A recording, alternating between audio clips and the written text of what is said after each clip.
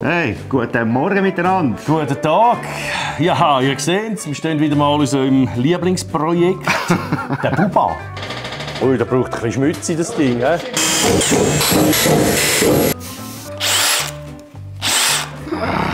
Kein Akku mehr. Es wird optisch eigentlich fast fertig heute. Ich muss meine Nerven bewahren. Oder was könnte man noch rein tun? Geil, Pirinha. Oh, vielleicht können wir sogar noch den Motor laufen lassen. Ui, ja. Je nachdem, wie wir Gas geben, ich und der Kriegel. Vollgas geben wir. Also. Willst du etwas in die Türchen tun? Ja, das ist gut. Hä?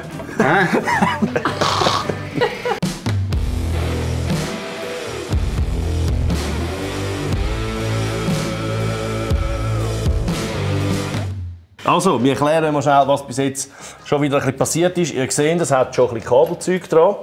Der Motor, der drin ist, das ist etwas ganz Geiles. Da seht ihr, optisch ist das eigentlich genau dasselbe. Also wir haben Breitbandzylinder, wir haben hier den Seilzugstarter. Das ist alles genau so, wie es auch war, quasi. Also optisch ist das ein ADV-Motor. Aber natürlich drin nicht ganz, weil Automatenmotor, ich fahre dann rund 2500 km mit dem. Ich bin schwer, der Hobel ist schwer, viel Gepäck, über 3 Wochen. Da sind die Automatenmotoren natürlich nicht das Richtige. Da will ich jetzt aber gar nicht zu fest drauf eingehen, sondern euch noch ein bisschen gickerig lassen, weil das ist wirklich etwas, dem sage ich einfach Porno pur, oder? Also das ist wirklich richtig heftig. Aber was wir natürlich machen können, wir schnell auf diese Seite kommen. Also der Ansaugstutz, ihr seht, da hat es 2 Seilzüge, die gehen da durch. Und zwar, das ist die Schaltung. Also so viel habe ich schon mal verraten. Das ist ein geschalteter Motor und die Kabelzüge mit dem Originalstutzen, die sind völlig im Weg. Also kurzerhand einen Ansaugstutzer gemacht, mit natürlich auch mehr Durchlass, ganz klar. Wir wollen ja auch ein bisschen Leistung. Jetzt ist ein 17er Vergaser dran. Wir könnten aber auch mit dem 15er fahren. Ich schaue mal, wie das ist. Also 17er und sehr wenig Luft, dass er leislich wird. Also ein grosser Luftfilter wäre genial. Das ist eigentlich ein bisschen der Plan. Er soll wirklich ruhig sein, nicht laut und sehr original tönen. Also das Gas ist auch angehängt. Ui, da braucht ein bisschen Schmutz in das Ding. Schmutz, wieso tönt das so? Mal ein bisschen Schmutz anrühren. Gut, ist ja schon alt, gell? Ja, genau. Also Gas ist angehängt, Vorderbremse ist angehängt. Es ist eigentlich absolut bald, kurz vor dem Fahren. Ihr seht, die Kette fehlt noch. Jetzt ist aber ganz wichtig, dass wir die ganze Stabi-Geschichte machen können. Wir wollen ja das ganze Heck stabilisieren zum Vorderteil, weil das ist jetzt eine ganz wackelige Sache. Das hängt nur an dem originalen Lager. Und das ist uns einfach zu wenig. Und dass wir das Ganze machen können, müssen wir jetzt als allererstes die ganze Boxgeschichte. Unsere Schatztruhe drauf tun. Ja, die ist natürlich wieder recht gross ausgefallen. Also jetzt montieren wir eigentlich alles, Seitenblech, unsere Schatztruhe, das ganze Zeug. Da haben wir noch den Kettenschutz, kann man sagen. Da läuft dann die Kette drin rein. Das kommt dann so drin rein. Dass natürlich das Zeug, das da drin ist, nicht mit Fett und Wasser und was auch immer voll gespritzt wird. Und das ist unsere Monsterkiste. Da läuft ja, da hast du wenigstens ein bisschen Platz. Ja. Das hier rein, das wird natürlich alles komplett verschweißt. Also das ist wirklich das Ding. Dicht? Ja, das ist einfach dicht, genau. Da kannst du dann noch eine Ablassschraube machen, oder? Weißt du, wenn gleich mal das Bier oder so kaputt geht da rein. Wir haben jetzt das bewusst einmal aus Alu gemacht, weil bis jetzt immer Holz. Und Holz ist halt doch auch gewichtsmäßig ganz etwas anderes. Da sind wir sehr dünn, also wir haben unheimlich viel Platz für Ware drin. Plus, wir haben ja immer, das letzte Mal haben wir ja grosse Schnurren gehabt, es wird alles ein bisschen rund. Da vorne, weißt du noch, oder? Ja, da vorne ist es rund. Da ist es rund, da ist es rund. Und da hinten jetzt halt nicht. Genau, unten nicht. Aber da hinten haben wir natürlich schon ein bisschen angefangen. Das ist ganz ein geiles Hurendeckeli. Oder? Ihr seht es hier überall mit diesen Blech drauf. Mit diesen Ausschnitten. Das hat eigentlich einen einzigen Grund, und zwar, nein, es hat 2 Gründe. 2 Gründe. Erstens gibt es Stabilität, weil das ist natürlich alles nur 2 mm Alu, sehr dünn. Und der Deckel, der wird abnehmbar. Das heisst, es gibt kein Scharnier, sondern den lupfen wir dann komplett ab. Und somit kann man da rein, zum Beispiel so leichte Sachen wie Schlafsack kann ich nicht, aber eine Wollendecke, ein Mätteli, das kann man wunderbar da einbinden. Und genau deshalb auch die Öse. Also finde ich absolut rattenscharf, das Ding. Sieht wirklich aus wie eine Schatztruhe. Ist absolute Schatztruhe, oder? Eine Schatzkiste, ey. So geil. Das ist total geil, nicht? Da brauchst du noch so ein fettes Schloss, so ein Vorhängeschloss. Ja, so als Optik rein. Es ist einfach auch geil. Ja. Ich habe eine scheisse Freude. Ja, das ist wirklich Dann, was geil. heute auch noch passiert, ist die Sissi-Bar. Und aus diesem Grund müssen wir zuerst einmal die ganze Kiste, den Kettenschutz und alles montieren, dass wir sehen, wo haben wir Platz für unsere Stabis. Dann fangen wir an. Mit dem Fangen wir an. Also es ist wirklich geil. Ihr seht schon, wir haben schon ein bisschen gestartet da. Weil wir wollen das einmal nieten, weil wir haben ja hier einen alten Flugzeugbauer. Flugzeugbauer. Eine alte Niete im Haus. Eine alte Niete, Jetzt, ja. Fängt schon wieder an mit dem Mobbing. Hey, jetzt. Ja. Und darum wollen wir euch mal zeigen, beziehungsweise den Kriegel, wie man richtig nietet. Weil blind nieten, das ist ja Nein, das macht man hässlich, nicht. oder? Das ist nicht Das ist wirklich grusig. Und da ist jetzt natürlich, es braucht unheimliche Vorbereitungen. Gesehen, wir haben also alle 4-5 cm haben wir natürlich nachher nieten. Plus, ich muss das nochmal schnell auflupfen. Plus sehen ihr da, das steht vor. Das steht 15 mm vor. Das hat einen Grund, das Ding muss ja wasserdicht sein. Weil, wir wissen ja aus Erfahrung, wenn man so eine Holzkiste baut und nachher kommt es richtig schiffen, das war vor 2 Jahren auf unserer Töpfertour, da hat es nur gepisst. Und irgendwann, man probiert das ja schon ein bisschen abzudichten und alles, aber irgendwann schiffen sie. Ja, Dann ist der feucht, ganz oder? grümpelnass. Und alles, was Kerzen, alles, was drin ist im Karton, das ist einfach nur ein Pumpen am Schluss. Und das ist wirklich übel und darum seht ihr, geht es hier drüber rein. Also, das wird nachher das geklebt zum Abdichten plus genietet zum Stabilisieren, oder? Und Nieten sehen auch einfach geil Sieht aus. geil aus, ist dicht. Genau. Da ist es komplett verschweißt. Das ist absolut 100% eine dichte Kiste. Also mega geil. Da haben wir 3 mm an der Seitenwand, da haben wir 2 mm. Und da oben da kann man dann das Zeug drauf binden, das man halt gerade braucht. Keine Ahnung, einen Regenanzug. Ja, oder wenn die Unterhosen gleich mal nass sind, kannst du Kannst du anhängen. Ja, genau. Als Wäschleine. Ja, voll. Die fahrende Wäschleine. Ja, sicher. Genau, da haben wir natürlich ganz viele so lässige Sachen in unserem Fundus. Und das sind ja so alte, was ist das eigentlich? Geschützpatronen, Munitionsbehälter. Und genau so Zeug schauen wir dann, wo wir das noch irgendwie befestigen können. Und eben apropos Bier, zum Beispiel Schaumstoff ausfüllen mit dem richtigen Durchmesser. Also ein bisschen grösser natürlich und dann hast du da Bier drin, oder? Ja, magst du einfach nicht ganz hindern. Oder sonst Getränk natürlich. Söderle. Jetzt werden hier die Löchli vorgebohrt. Sie sehen, es hat diverse Löchli. Es sind im Ganzen, glaube ich, 100 Löchli. Jetzt hat da unser Flugzeug, Edi, hat da so lustige Halterli. Unser was? Flugzeug, Edi. Und das ist natürlich geiles Zeug, oder? Jetzt kann man das da schon mal sichern. Dann kann man das da wieder wegnehmen. Und dann da auch noch mal schnell kontrollieren, 15 mm. Dann bohren wir da irgendwo in der Mitte noch mal eins. Und dann kann man das mit dem auch sichern. Und das ist jetzt eigentlich das, was ich mache.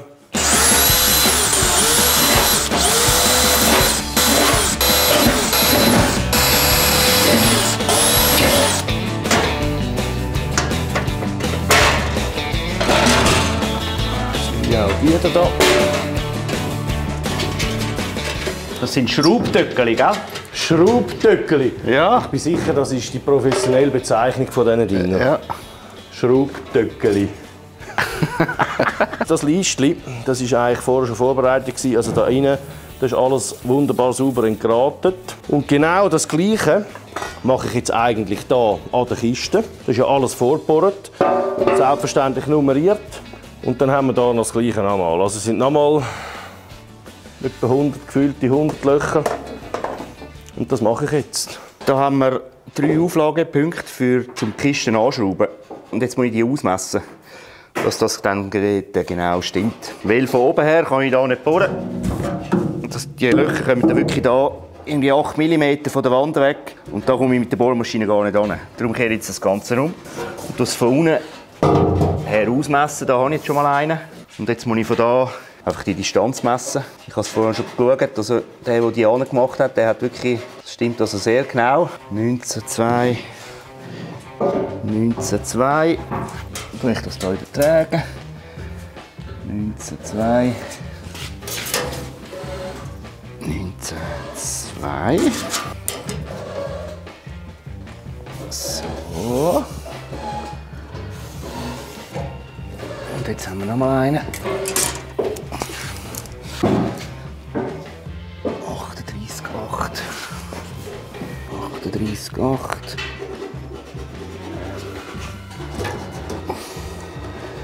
38, 8,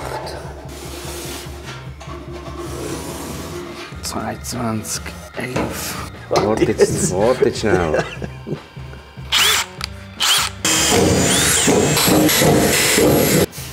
Draufkleben. So, jetzt können wir die wieder genau einpassen. Links und rechts da steht sie hier der Schutzblechhalterung. Die passt genau rein. Alles schön anzeichnen. Überall schön in der Mitte. Das heisst, wir können bohren.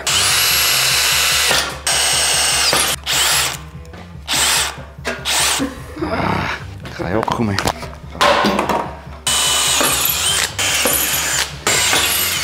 Das ist auch meine Lieblingsarbeit. 100 Löcher ausmessen, anzeichnen. Du. Ich habe 20 Jahre nichts anderes gemacht. Ja, das merkt man. Und dann hast du zum Teil 3 oder 4 Schichten gegeben. Nein, Ja, das ist ein Nifeli-Bütz. Das ist mega auf, ja, nicht Ja, Nifeli-Bütz. Dann weißt du, so 3 oder 4 Lagen hast, das hast du meistens. Ja. Mit 300 Löchern. Ja. Zuerst mal alles anzeichnen, gell? Ausmessen, dann hast du noch verschiedene Durchmesser von der Niete, also das heisst, der Abstand werden aussen wieder kleiner. Katastrophe, oder? Und nachher musst du aber alle Blechchen innen und aussen Engraten. Gräterle Ja. ansenken, schön tipptopp. Die viele wissen das ja, aber für viele ist auch interessant einmal, wieso. Warum tut man Nieten in der Flügerei? Nieten sind sehr günstig und du tust, wenn du ein Loch bohrst, du bist nie 100% ist das Loch rund.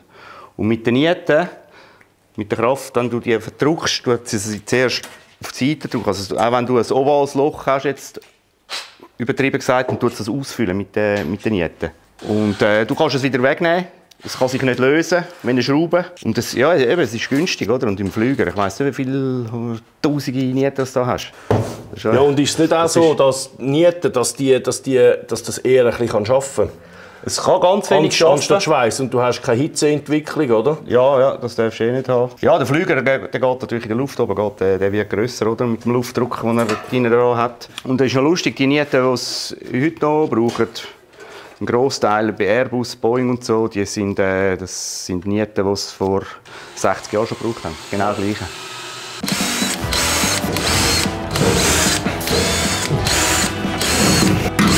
Total.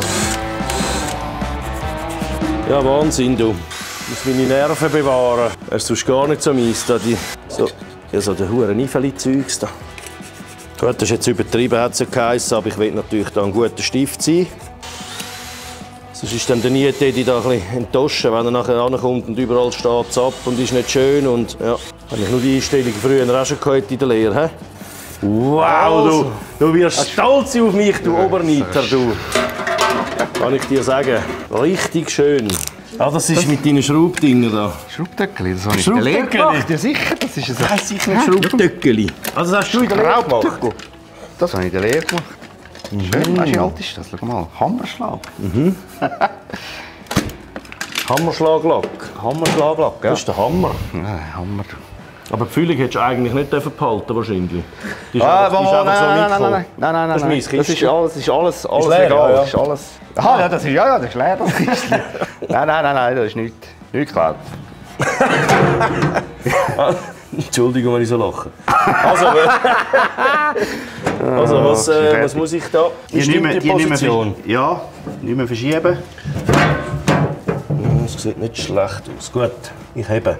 Aber das stimmt, nein. Habe ich es jetzt schon verschoben? Hast du nicht 2 Schräubchen zum schnell? Gut, dann kann Ja, ich das noch ein grösser bohren. Was ist? Da bringst du jetzt sicher die Schrauben rein. Ja, natürlich. Ja, 20, also hast du 25 weniger oder so, dass es ein bisschen Luft hat. Schon, oder? Das federt ja. Aha, aber dann machen wir 30. Ja, machen wir lieber ein bisschen mehr. 30. Und jetzt gehe ich einfach auf das Rohr, oder? Dass das parallel ist. Ballarell. Parallel. Ist es gerade so? Also. Aber das ist geil, da kann man nachher mal, wenn man an ein Event fährt, dann kann man da schön Eisdings machen. Ja. Wenn sie dicht ist, ist das mega geil. Oder was könnte man noch rein tun? Glühende Kohlen. Grill. Caipirinha. Oh, Caipirinha. Überall. Caipirinha. Gut. Glossenwägel machen wir das nächste Mal. Ja. Alles zu seiner Zeit.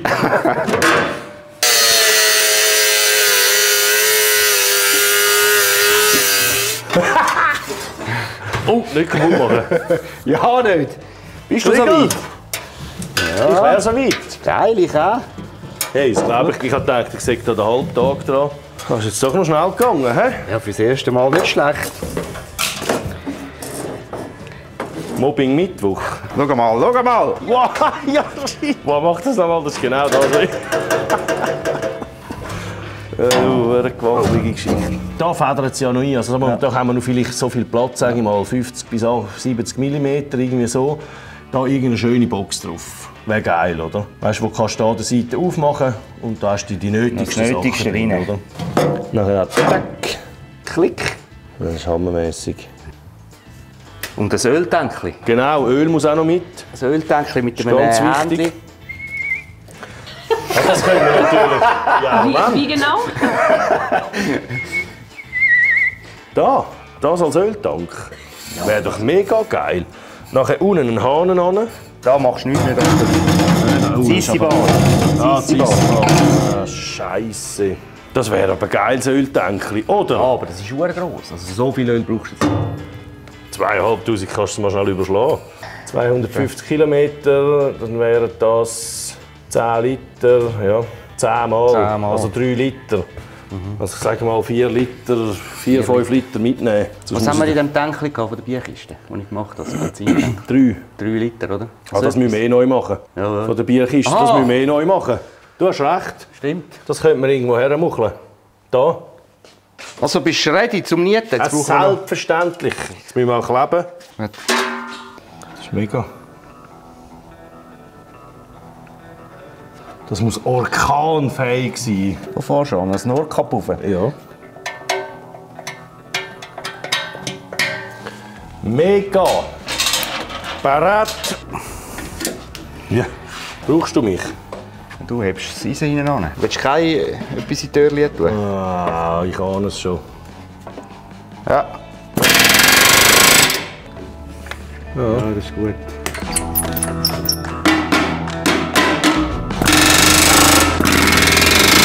Leck, das ist ja genau gebohrt. Du, wer hat das gemacht?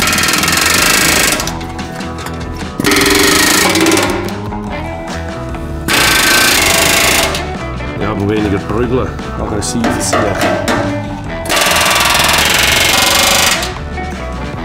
Dort loslassen, bis ich... Ja, wenn du da so müllerisch. Ja. Ja. Nie loslassen. Also, nie loslassen. Gut. Musst du sagen, gut, noch ein bisschen mehr? Ja, ein bisschen kannst du noch geben. Also ein bisschen. Gut, da. Willst du mal schiessen? Nein. Gut. Total geil. Schau, ob das Ding passt. Mega leicht. Ja. Ja. Zack. Bombastisch. Geil. Hey, super Schöne geil, oder? Schatzkiste. Die ist wirklich geil. Du hast ja schön da machen. die schönen Seitenbleche gemacht. Und das ist natürlich absolut richtig geil. Mega schön. Vorne schön Luft. Gut. Dann mache ich da schnell ein paar Gewindchen rein. Das sollte eigentlich auch passen. Da oben haben wir jetzt einfach für den Jog quasi einen Ausschnitt und da fürs Standgas. So.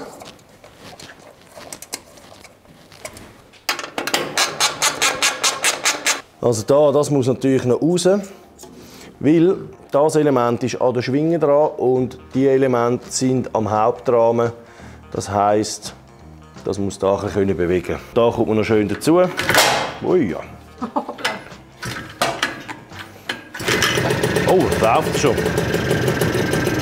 Kann jetzt nicht will, er hat noch Most im Vergaser gehabt. Also, jetzt warten wir auf den Tank und nachher machen wir hier noch die Sissi-Bar da hinten an. Das ist ja Reisehobel U40, oder? Und ab und zu muss ich ein bisschen anlehnen, das ist natürlich wichtig. Das ist total geil. Da kommt ein schönes Ringli an, für den Fuchsschwanz. Das ist ja die alte Befestigung von dem Rohrrahmen. Da haben wir extra Stahl und da kommen da schön 2 Stangen an. Mit Fähnchen. Ein Schweizer Fähnchen. Und mal schauen, was für eins noch. Totenkopf. Totenkopf, ja, genau. Hoi zusammen! Mega. Mega.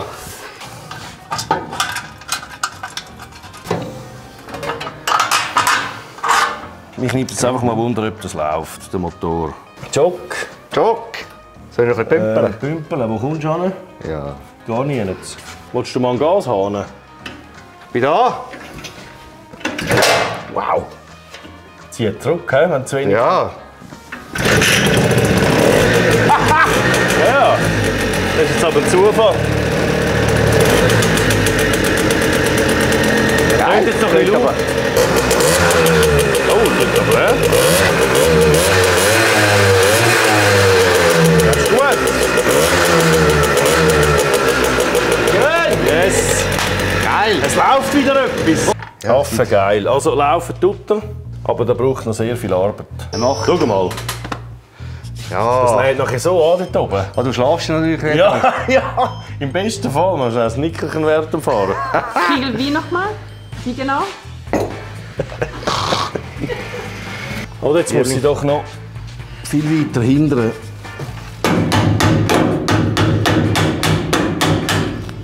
Da hinten, den könnte man auch abhauen.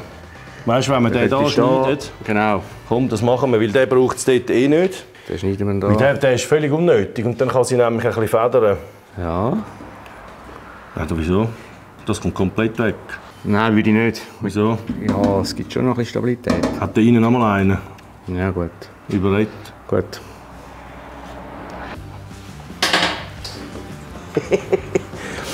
Also so ist ja die Fahrt. Also da kommen natürlich dann noch unsere Fußbretter ran. Aber so ist das ja sehr bequem, oder? Leicht angewinkelt. Und jetzt Schlafposition. So. Ja, es ist gerade gestreckt. Also so ist es zu weit Ja. eigentlich. Ein bisschen weniger wäre gut. Genau, mit allem ein bisschen hindern und den Winkel anpassen. Aber es ist schön. So, jetzt haben wir den Kofferraum montieren, bla bla bla, Tank. Gerade aböppeln ist wichtig. Sissi-Bar gemacht, Seitenschütze verbaut. Da haben wir alles gemacht. Also, da gibt es natürlich noch diverse Sachen zu machen und auch sehr heftige, zum Beispiel einen Luftfilter bauen. Das ist jetzt nicht sehr heftig, aber braucht halt auch 2, 3, 4 Stunden. Feststellbremse hinten, die müssen wir komplett neu erfinden, weil es hat jetzt natürlich keinen Platz mehr.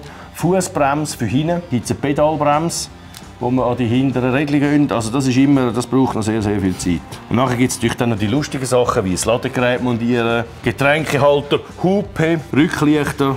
Da könntest du eigentlich schon ein paar Kreuze mehr machen. Das können wir ganz sicher noch. Das können wir ganz sicher noch viel sicher mehr noch. Sachen. Ja. Noch mehr Punkte. Und was man auch noch sagen kann, so als kleines Ding, da haben wir jetzt 3 verschiedene Lichtspulen eigentlich. Also wir haben 612 Volt Spulen drin, 12 Volt fürs Ladegerät, 6 Volt nur für die Vorderpfunzel, die bringt 15 Watt, dann haben wir wenigstens 15 Watt vorne. Und dann haben wir noch eine Zusatzspule oben drauf gemacht, auf die bestehende Lichtspule, mit nochmal 6 Volt und wahrscheinlich auch etwa 15 Watt für die hinteren 2 Lichter, dass wir wirklich genug Saft haben, dass man uns gut sieht. Also, wir bauen das Ding natürlich extra für eine lange, sehr lange Reise, die geht über 3 Wochen. Aber natürlich kann man da hinten auch diverse andere Sachen einpacken. Schreibt doch mal ein bisschen rein, was euch als erstes in den Sinn kommt. Zum Beispiel als Klassewägeli. Also Caipirinha haben wir schon gehabt, Klasse ja, geht nicht. Nein, geht nicht. Aber die haben sicher ein Schreib's doch paar mal gute rein, Ideen. Sag tschüss. Tschüss zusammen. Ciao. Ciao.